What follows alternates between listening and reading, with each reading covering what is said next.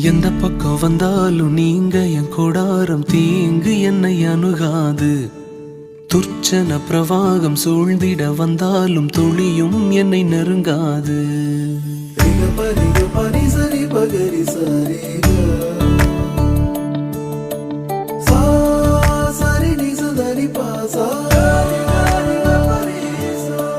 எந்த பக்கம் வந்தாலும் நீங்க என் கொடாரம் தீங்கு என்னை அணுகாது.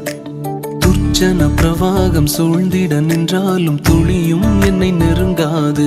சிறு வெள்ளாட்டு கிடை போல் கிடந்தே